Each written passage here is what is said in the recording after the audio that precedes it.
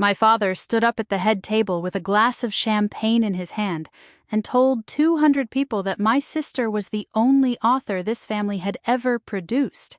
I was standing at the back of the room near the bar, holding a glass of water I never drank. I did not put it down. I did not set it on the table and walk out. I just stood there and let the sentence land on me the way you let cold water find every crack in your hands before you feel it. Brooke was 3 tables up, in a green dress she had bought for this exact night, laughing at something the publicist said, her hand already reaching for the first book someone slid toward her. She signed it without looking at the page. She never looked at the pages. That was never her job, not once in 3 years. And I was the only person in that room who knew it down to the day. I had a piece of paper folded in my bag. Not a napkin, not a note I wrote that night. A printout of Chapter 1. First draft. The corner's gone soft from 3 years of being carried in and out of a library tote bag 5 days a week. I had read that page so many times I could recite it walking backward. I put my hand on it through the canvas and I did not take it out. There was nothing in me that wanted anyone in that room to see it, not yet. The line for her signature went out the door of the bookstore and curled along the sidewalk under the string lights somebody had hung for the occasion. I watched it from the bar for a long time, counting the people the way you count anything when you don't want to count what actually just happened to you. 40, 50... A woman near the front held up her copy and turned to the man behind her and said the title out loud like she was proud to be near it. My father caught my eye once across the room. He raised his glass a half-inch, the way you do to someone you assume is proud, not someone you just erased from the record. I did not raise mine back. I did not walk toward the table. I stood at the bar with my hand on a folder of paper nobody there knew existed. And I let the whole party go on without me in it. To understand why I let him say that in front of 200 people without saying one word back, you have to go 3 years earlier. Back to a night when that book was nothing but a file on a library computer, with no name on it at all. My name is Renee Calloway. I am 34 years old, and I have run the reference desk at the Willowbrook Public Library for 11 years. I know which shelf a returned book belongs on before I look at the spine label, because I have shelved that section so many times my hands go there on their own. I know which regulars want to talk and which ones just want their card scanned and their bag packed without a word. I know the exact sound the after-hours door makes when the last patron finally leaves and the building goes quiet enough to hear the heating vents. I have never once had my name on the cover of anything. Every book that passes through my hands belongs to somebody else. And I have never minded that, because that was the job, and I was good at the job. 3 years ago, after closing, I started staying an extra hour at the staff computer in the back office. Not because I planned to write a novel. I had a scene in my head about a woman who works nights at a library and finds a letter tucked inside a returned book, and I typed it out because I could not get it to leave me alone.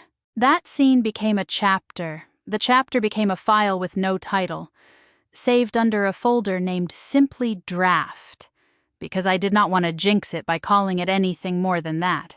I wrote sitting on a rolling chair with a bad wheel, under a fluorescent light that buzzed if you sat under it long enough to notice. Some nights I did not notice the buzzing until I looked up and it was almost 11. I did not tell my family what I was writing. I told my mother, Carol, that I was working on something for myself in the evenings, and she laughed and said that was nice, and asked if I had eaten dinner. That was the whole conversation. Most nights, my father, Walt, ran Calloway House Press, the small publishing company his own father built decades earlier. Most nights he came home talking about print runs and distributor meetings, not about anything I was doing at a desk after the library closed. Nobody in that house asked me what the story was about. Nobody asked me how far I had gotten. I told myself that was fine, because I was not writing it for anyone to ask. Calloway House Press still kept a habit from my grandfather's time, the kind of habit you only find in a business built by somebody particular. Every manuscript that came through that office got a dated file, printed and boxed, kept in case anyone ever needed to prove who had written what and when. I did not send my early chapters to my father's desk. I found an outside editor instead, a woman named Marisol Reyes, who worked freelance and had no history with my family at all. I emailed her the first 3 chapters on a Tuesday night in March, 3 years before that party.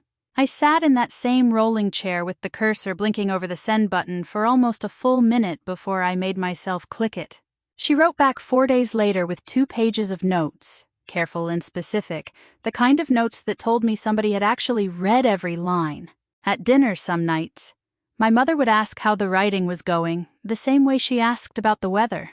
I would say it was going fine, and she would move on to whether my sister had eaten enough vegetables that week. Brooke was 29 then, 4 years younger than me, and she had never once asked to read a page. She did not dislike the idea of the book. She simply did not think about it. The way you do not think about a light switch until the day it stops working. I kept writing anyway. Some nights I brought a thermos of coffee from home because the break room pot went cold by 9, and I would sit with my coat still on until the heat in the building caught up with the cold outside.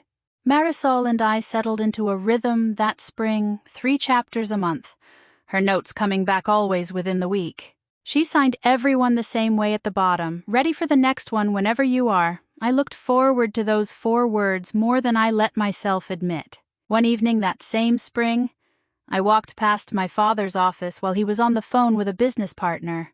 I heard him laugh and say his older girl could putter around with her little writing project if it made her happy. The family needed somebody who actually knew how to be in front of a camera, he said. He did not know I heard it. I stood in the hallway for a second longer than I needed to, one hand flat against the wall, and then I kept walking. I told myself it did not mean anything, because the book was not finished yet, and nothing was decided, and a man on the phone with a business partner says all kinds of things he does not really mean. Brooke came into the project that summer, and at first it looked like nothing more than help. She had an eye for images the way some people have an ear for pitch, and my father asked her to pick a cover concept once the manuscript was far enough along to show a designer. She spent an afternoon scrolling through mood boards and picked a photograph of a lit window at dusk. And it was, I will admit, exactly right. She never once asked to read the pages behind that window.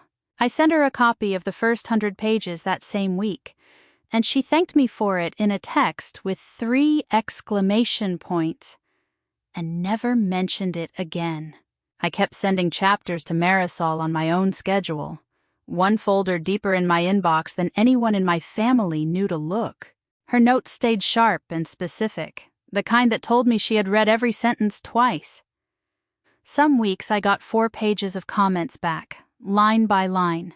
I would sit at the reference desk on my lunch break reading them on my phone, feeling something close to being seen for the first time in longer than I wanted to think about. By late summer, the manuscript was close to finished, and my father started talking about a launch date the way other men talk about a harvest, something with a season attached to it. He brought in a marketing consultant for one meeting, a woman with a folder full of sample press releases. Brooke sat in on that meeting because my father said somebody in the family needed to understand the promotional side. I was not invited to that meeting. Nobody told me it was happening until it was already over. When I asked my mother about it that evening, she said she assumed I already knew, the way people assume things about you that let them off the hook for not telling you. Brooke started a page for the book online that same month, posting photographs of the cover mock-up and captions about the story. She said she could not wait for everyone to read. She wrote as though she had lived inside every chapter, using the word we the way our father did. I told myself that was just how marketing worked, that nobody expected precision from a caption written to sell a feeling. I like to believe that, for a while. At a family dinner that October, my father was on the phone with a business associate, describing the book in progress. I heard him say the phrase Brooke's book before I even sat down at the table. I corrected him, gently, the way you correct someone you still trust. I said, Actually, it's mine, Dad. I've been writing it since spring. He waved a hand and said, Well, I mean the family's book. Renee, don't be so literal about it. Brooke, across the table, did not look up from her phone, and my mother refilled the water glasses like nothing at all had just been said out loud. After that dinner, I started noticing how carefully my father worded things whenever the book came up around anyone outside our house. He always said we when he meant the press was publishing it, and he never once said I wrote it when he could have. Not maliciously, not the way you would notice at the time if you were not already looking for it, just an absence, over and over, in the exact place my name should have been. I did not confront him about it again. I told myself I was imagining a pattern out of nothing. I kept every email from Marisol anyway, filed and dated, just in case a day came when I needed to prove something I could not yet imagine needing to prove. I want to be fair to my father here, because I have turned this over enough times since to know it matters. He was not a cruel man. He was a man who had spent 40 years running a small press that barely stayed afloat some years. He had learned to think about everything, including his own daughters, in terms of what would sell. I remember being 9 years old and watching him praise Brooke in front of relatives for a school project she barely finished. His voice loud and easy, his hand on her shoulder. When I brought home a story I had written that same year, he read it in the kitchen alone, quietly. He told me it was good in a voice barely above a whisper, as though praising me too loudly might tip some scale he was always keeping in his head. I do not think he knew he was doing it. I do not think a man like that ever knows. By the following spring, the manuscript was finished, and Marisol had signed off on it as ready for typesetting. She sent one last email that read simply, "This is a real book. Renee, and I am proud to have worked on it." I printed that line out and kept it in my bag next to the folded pages of Chapter 1, my 2 pieces of proof that none of it had been imagined. My grandfather Emmett came in for the meeting where we talked about the launch. He was 86 that year, mostly retired, but he still held a share of Callaway House Press and still came into the office on Thursdays out of habit more than necessity. Emmett had built the company from a single printing press in a rented garage. He had a rule that had outlasted every trend in the industry since every manuscript that crossed his desk got a dated file. No exceptions. He had watched 2 different business partnerships collapse in his early years over arguments about who had actually done the work.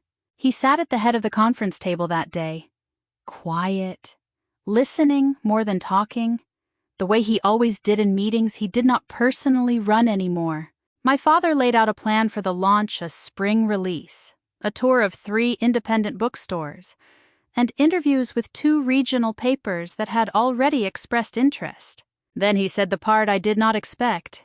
He wanted Brooke to be the face of the book for all of it, the interviews, the signings, the social media rollout. She was, in his words, a natural in front of a camera in a way publishing needed more of these days. Brooke smiled at that, the kind of smile that already knew the answer before the room did.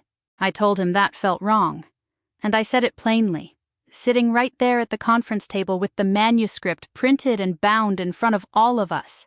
He reached over and put his hand on top of mine, the way he used to when I was small and scraped a knee.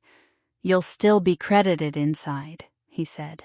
"Acknowledgements, dedication, all of it, exactly the way it should be. This is just strategy, Renee. It is how books get read in this market these days." Emmett said nothing during any of this, though I remember him watching my father for a long moment before he finally looked down at his own hands, folded on the table. I wanted to believe my father, and so, against every instinct that had been quietly building in me for months, I did. The night before the book went to the printer, a courier left the very first bound copy on our porch in a padded envelope. I did not open it that night. I had an early shift at the library the next morning. I told myself there would be time later to sit with it properly, to hold the finished thing the way you are supposed to hold something you built for 3 years. I left it on the hall table, still sealed, and went to bed thinking about acknowledgments pages and dedication lines, believing every word my father had told me. I want to say I had some instinct that night, some feeling in the house that told me to tear the envelope open right then instead of waiting. I did not. I fell asleep the way I always did after a long shift, on my back with the lamp still on. By the time I finally held the finished book in my hands, it was already the night of the launch party. I was standing at the back of a room full of people who had come to celebrate a book they thought belonged to someone else. So that is where we returned to the party. To my father raising a glass of champagne and telling 200 people that Brooke was the only author this family had ever produced. I stood at the back near the bar with a folded chapter 1 against my ribs through the canvas of my bag. I let him finish the toast without saying a word, because some part of me was still hoping there was an explanation I had simply not been told yet.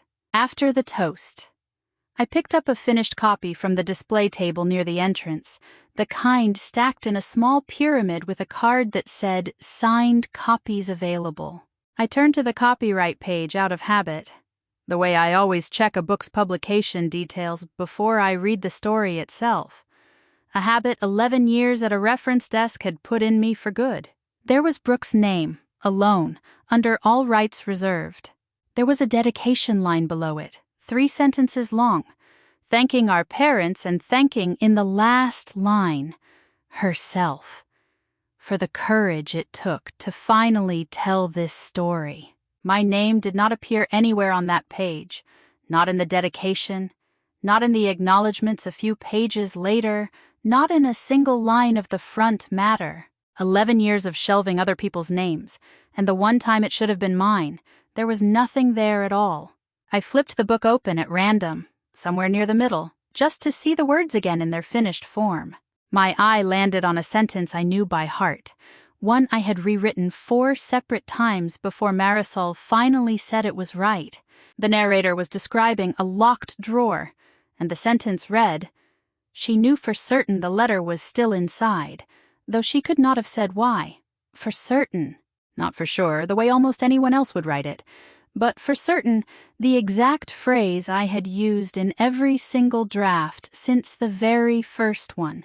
It was a small, stubborn habit from growing up in a house where my grandmother said it that way, and it had lodged itself permanently in how I wrote. Nobody edits that phrase out because nobody but me would ever think to put it in. It was sitting there on page 140, untouched, mine, printed under somebody else's name. I did not make a scene at the party. I put the book back on the pyramid, straightened the stack the way you straighten anything you do not want anyone to notice you touched, and I walked out through the side door into the parking lot. I did not go home. I got in my car and drove 20 minutes across town to Marisol's house, and I sat outside it for a full minute before I made myself get out and knock on her door at 11 at night. She opened the door already knowing, somehow, before I said a word. She had seen the announcement online an hour earlier. Brooke's own post, cover photo and all, captioned, "This book has been 3 years in the making and I could not have done it without this family." Marisol did not ask me if I was all right. She stepped back from the doorway and said, "Come in. I think it is time I showed you something I have been keeping since the beginning." She led me to a small office off her kitchen and pulled a plain cardboard box down from a closet shelf. It was the kind of box that had clearly not been touched in a while, but had been kept exactly where she could find it if she ever needed to. Inside were folders, one for every month we had worked together. Each one held printed copies of every email I had ever sent her, every draft chapter, every note she had written back, all of it stamped with the date it came in. She had kept this the way her own mentor had once taught her to keep every project, in case a day ever came, she said, when somebody needed proof of who had actually done the work. We went through it together at her kitchen table, the box between us and 2 mugs of tea going cold because neither of us thought to drink them. 3 years of dates, in order, every single one of them tied to my name and my email address. Starting with a message sent on a Tuesday night in March, 3 years and 2 months before that party. Marisol read the timeline out loud as she went, quiet and even, the way you read something into a record because you know somebody, someday, might need it read exactly that way, near the bottom of the box. Marisol found a folder marked with Brooke's name for the first time. It was dated 8 months before the party. 8 months. Brooke had not touched the manuscript, had not sent a single note or draft or comment until 8 months before launch, long after every chapter had already been written, revised, and locked. There was nothing in that folder before that date, no earlier correspondence, no earlier draft, nothing at all with her name attached to it in 3 full years of files. I sat there with that folder open in front of me and understood something I had been circling for months without letting myself land on it. I had not been replaced by my sister somewhere along the way you get edged out of a project after the fact. I had never once been counted as the author in whatever plan my father had been building from the start. The 8 months told me exactly when that plan had finally been given a name and a face to go with it. My phone started ringing before 8 the next morning, and I let the first 2 calls go to voicemail while I stood in Marisol's driveway trying to remember where I had parked. The 3rd call was Brooke, and I answered that one only because I wanted to hear what she would say first, before anyone had time to coach her into saying anything else. "What did you tell Marisol?" she said. "No hello, no good morning. Somebody at the printer said you were asking about dates. That was the entire question. She did not ask where I had slept. She did not ask if I was all right after walking out of my own book launch without a word to anyone. She asked what I had told a woman she had never once bothered to meet in 3 years. I told her I had not told Marisol anything. I told her I had asked her a question, and Marisol had answered it honestly, the way she always did." Brooke went quiet for a second, and then she said, "You're going to ruin this for everyone," and hung up before I could answer her back. My mother arrived at my apartment 40 minutes later, letting herself in with the spare key she has always kept. The way she has let herself into every place I have ever lived without knocking first. She stood in my kitchen with her coat still on and told me I always found a way to make things bigger than they needed to be. She used the word dramatic twice in the same sentence. She did not ask me what I had found in that box at Marisol's kitchen table. She did not ask if I was hurt or confused or angry. She did not wonder, out loud at least, why her daughter had left her own launch party without saying goodbye to a single person in the room. I asked her directly, standing there with my coat still on too, whether she had known Brooke's name went on that folder 8 months before the book was even close to finished. She looked away from me toward the window and said that was a business decision between your father and the press, and it was not her place to get in the middle of it. I asked her again, because I wanted to hear her actually answer the question instead of stepping around it. She picked up her purse instead. "This is going to follow you," she said. "The same way she has said it about every choice I have ever made that she did not approve of." Then she left. I heard her car pull out of the lot before I had even moved from where I was standing. I sat at my kitchen table for a long while after my mother left, the box still open in front of me. I listened to the refrigerator hum the way you notice small sounds when a room is gone otherwise silent. I thought about calling my father directly, hearing his voice explain himself the way he had explained the launch strategy at that conference table months earlier. I decided against it. I did not want an explanation delivered in the same calm, reasonable tone he used for everything. The tone that had talked me out of my own instincts once already. I did not go to work that day. I called in the first sick day I had used in over a year, and I drove out to my grandfather's house instead, the box of Marisol's records on the passenger seat beside me the whole way. Emmett answered the door in his reading glasses, a mug of coffee already in his hand even though it was barely 9 in the morning. He looked at my face for one long moment before he stepped back and let me in without a single question. I put the box on his kitchen table the way Marisol had put it on hers, and I told him everything, start to finish, in the flattest voice I could manage. He listened without interrupting, the way he always had, turning his coffee mug slowly in a circle on the table while I talked. When I finished, he was quiet for a while. Then he asked me one question, the only one that seemed to matter to him at all. Who paid Marisol Reyes for 3 years of editing? He asked. I did. I told him, out of my own account. And I have every receipt to prove it. He nodded once, closed the folder in front of him, and told me to be at the Willowbrook Book Nook on Saturday afternoon, when the store was hosting the first public signing event for the launch. He did not tell me why. He did not need to. The Willowbrook Book Nook had put folding chairs out in 3 rows for the signing. More than they needed. Word of the launch had already spread through the local paper, and a small crowd had gathered past the chairs, standing along the shelves with copies already in hand.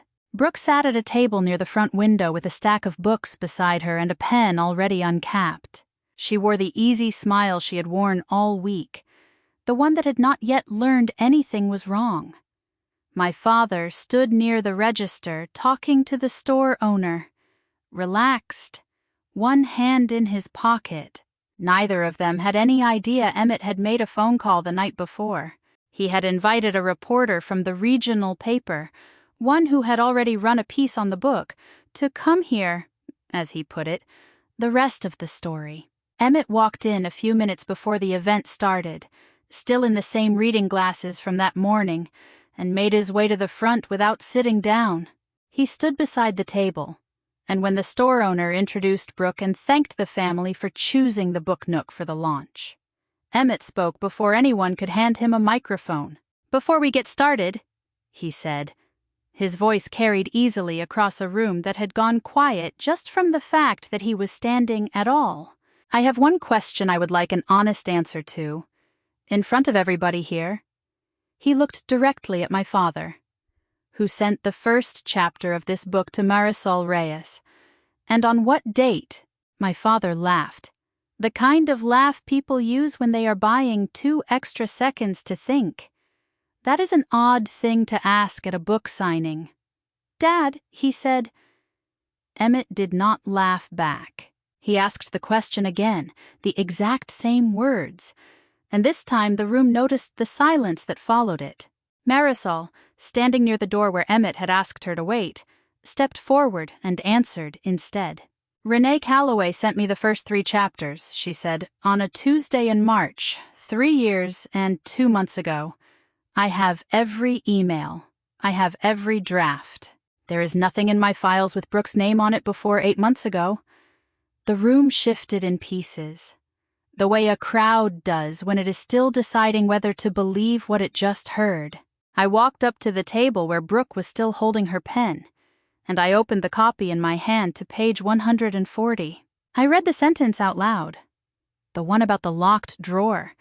The one with "for certain" instead of "for sure" sitting right in the middle of it, exactly the way I had always written it. I looked at Brooke and asked her one question.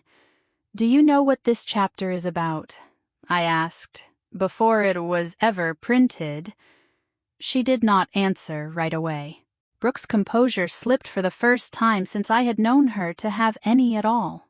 "I have worked on this book almost every day for 2 years, she said, her voice rising, loud enough that the whole room heard the number land wrong in the air. 2 years, not 3, and every day had meant marketing meetings and cover approvals, not a single line of the actual manuscript, and she heard the mistake leave her mouth about half a second after everyone else did. A woman near the back of the crowd, a reporter with a notebook already out, said something to the man standing next to her that carried further than she probably meant it to. "Wait," she said, "then who wrote the chapter about the librarian and the locked drawer that Brooke told me last month was based on a story from her own life?"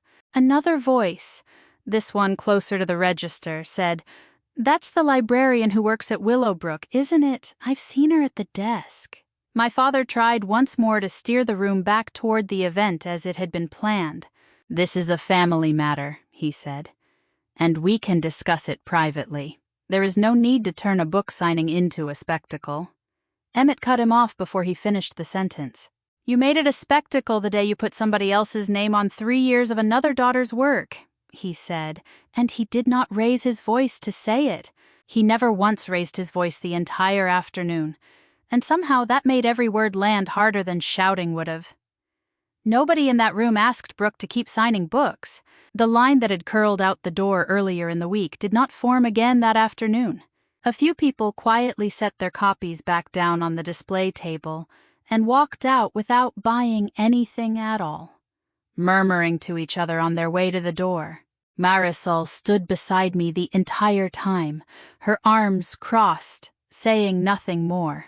She had already said everything that needed saying, and the box of dated files sat open on a side table where anyone who wanted to look could look for themselves. I did not gloat. I did not raise my voice either, not once, through any of it. I stood there with the open book still in my hand, page 140 facing up, and I let the silence in that room do the rest of the work I no longer needed to do myself. My father stood by the register with nothing left to say, and the room went quiet in the particular way a room goes quiet when everyone in it has just finished doing the same math at the same time. 3 days after the signing, I sat across a desk from an intellectual property attorney named Priya Andal. The box of Marisol's records sat open between us on the table, and I told her everything from the beginning. She went through the dated files one by one, cross-referencing them against the copies I had kept of my own emails. Then she told me something I had not fully let myself believe yet, even after everything that had already happened. Under the law, she said, the copyright to a written work belongs to the person who actually created it, from the moment it is written, unless that person signs it away in a contract.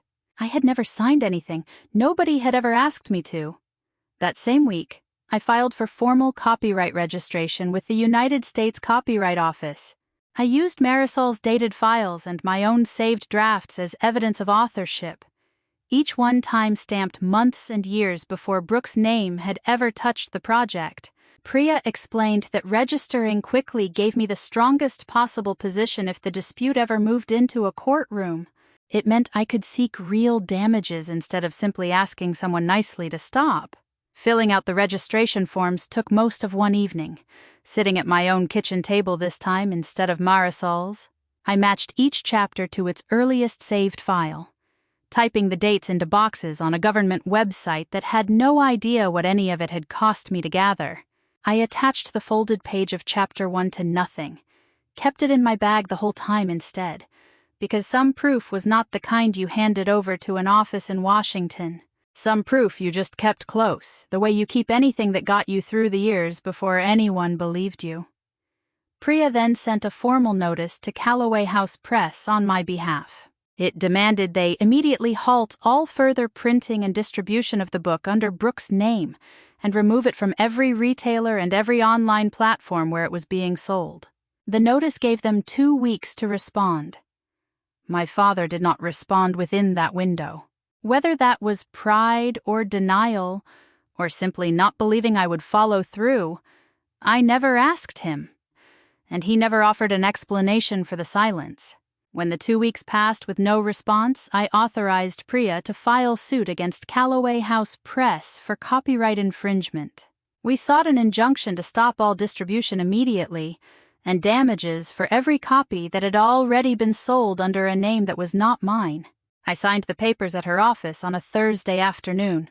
I did not cry, and I did not feel triumphant either. I felt the way you feel finishing a long shift. Tired in a clean, finished way, the kind of tired that comes from doing the last necessary thing in a job you already knew how to do. Priya walked me out to my car afterward and told me the injunction hearing would likely be scheduled within a month.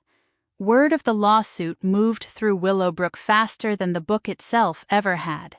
2 of the 3 independent bookstores that had agreed to carry it for the tour quietly pulled their remaining copies from the front tables within the week. Nobody asked them to. They simply chose not to be caught selling a disputed book while the matter was still unresolved. I did not call either store to thank them. I did not need to. The truth had started doing its own work now, It moved through the same small, careful channels that had always carried everything else in that town. A phone call between two shop owners. A line at the register. The kind of word that travels faster than any press release ever could. Emmett called a meeting of the presses board within the week, the first one he had personally called in years. As founding shareholder, he still held enough weight to force it, and he used every bit of it. He suspended my father from day-to-day operations of Calloway House Press. He cited the exact principle he had built the company on decades earlier. No manuscript, no author, no history gets rewritten on his watch. My father did not fight the suspension in front of the board. Priya told me later that fighting it publicly would have meant answering, under oath, the same question Emmett had already asked once at a bookstore in front of a reporter. He resigned his title within the month and has not set foot in the office since, at least not that Emmett has mentioned to me. Brooke took down every post about the book within a day of the signing, and the two brand partnerships she had been finalizing that same month quietly withdrew their offers without much explanation. She called me exactly once, a week after the settlement was announced locally, and told me I had embarrassed the entire family in front of people we would have to see for the rest of our lives. I told her I had not embarrassed anyone. I had simply stopped letting other people's names sit where mine belonged.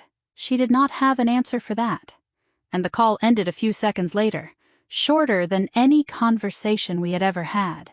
My mother called me a week after the lawsuit was filed, her voice smaller than I had heard it in years, and asked, for the first time in my entire life, whether I was doing all right. I told her the truth. I told her it had taken 34 years for her to ask me that question, and that I appreciated it, and that I did not yet know how to answer it honestly. She did not argue with me. She just stayed on the line a while, and then we said goodbye, and it was the gentlest either of us had been with the other in longer than I could remember. The lawsuit settled out of court 2 months later. Calloway House Press agreed to withdraw every existing copy of the book from sale and reissue it under my name as sole author. They paid damages Priya described as fair, given everything documented in that box from Marisol's kitchen. My father signed the settlement without a word of protest. I do not know if that was shame or exhaustion, or simply the arithmetic of a man who had finally run out of other explanations. 6 weeks after that, a courier left a new padded envelope on my porch, and this time I opened it the moment I got home from my shift, standing in my own kitchen still in my library cardigan. My name sat on the spine in plain type, Renee Calloway. Nothing else needed beside it. I opened the book to the copyright page first, out of the same old habit, and found my name there too, exactly where it always should have been. I took the folded, soft-cornered page of Chapter 1 out of my bag, the one I had carried for 3 years through every shift and every quiet defeat. I laid it flat inside the front cover of the finished book. Then I set both of them together in the bottom drawer of my desk at the library, the drawer where I keep the things that matter and do not need to be shown to anyone else to be true. I went back out to the reference desk and helped the next person in line find a book that was not mine, the way I always had, the way I still do. Except that now, somewhere on a shelf not far from where I stand every day, there is one that finally is.